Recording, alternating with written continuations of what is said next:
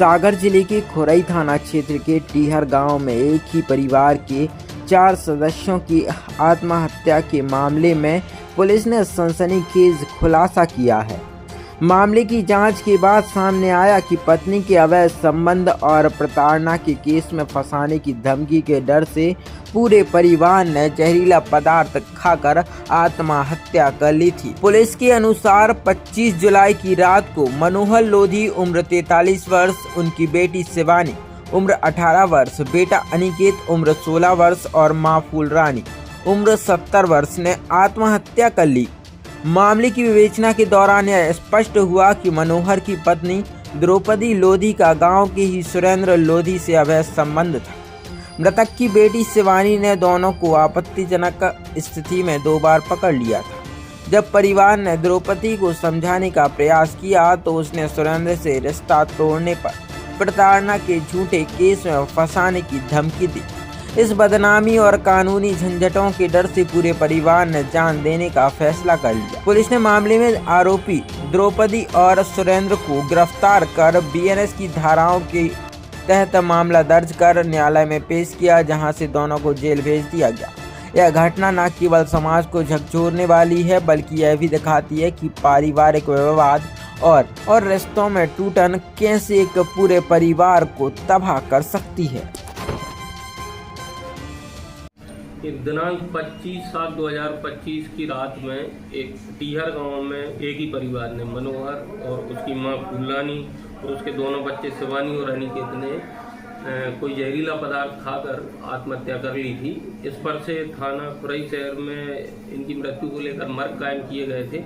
इनके मर्गों की जांच में जब उनके परिजनों से पूछताछ की गई तो उसमें पाया गया कि मनोहर की जो पत्नी है, पत्नी का उसी गांव के टीहर गांव के सुरेंद्र लोधी से प्रेम प्रसंग था। इस संबंध में मृतक के बड़े भाई नंदराम के द्वारा, मृतक मनोहर के बड़े भाई नंदराम के द्वारा हमें कुछ ऑडियो रिकॉर्डिंग मोबाइल के पेश किए गए, जिससे ये प्रमाणित हुआ कि द्रौपदी का सुरेंद्र के साथ प्रेम प्रसंग है। इसी बात को लेकर आज से घटना के करीब 1 महीने पहले शिवानी, जो मनोहर की बेटी है, उसने भी अपनी मां द्रौपदी और सुरेंद्र लोधी को नीचे भैंस वाला, जहाँ कमरा में भैंस बनती है, वहां पर इनको आपत्तिजनक स्थिति में देखा था। उसके फिर 15 दिन बाद शिवानी ने दोबारा इनको आपत्तिजनक स्थिति में देखा तो उसने परिवार में अपनी दादी, छोटे भाई और पिता को भी ये बात बताई और पूरे परिवार ने द्रौपदी को समझाने का प्रयास किया।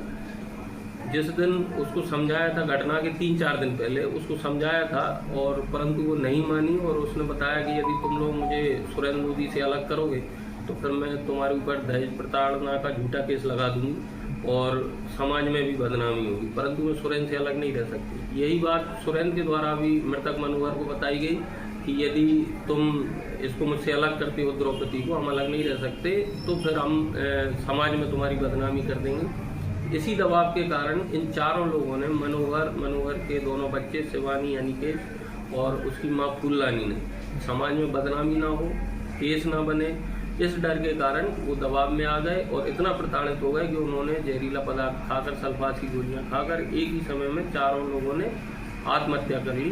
और उस पर से, इस जांच पर से हमने जांच के दौरान जब ये अपराध पाया तो थाने पर खोरई शहर में अपराध कायम किया गया। धारा 107, 108, 35 बीएनएस का आरोपी सुरेंद्र लोधी पिता घनश्याम लोधी निवासी ग्राम टीहर और द्रौपदी पत्नी स्वर्गीय मनोहर लोधी निवासी ग्राम टीहर के विरुद्ध अपराध कायम करके आज दोनों आरोपी गणों को गिरफ्तार करके माननीय न्यायालय पेश करने भेज दिया गया।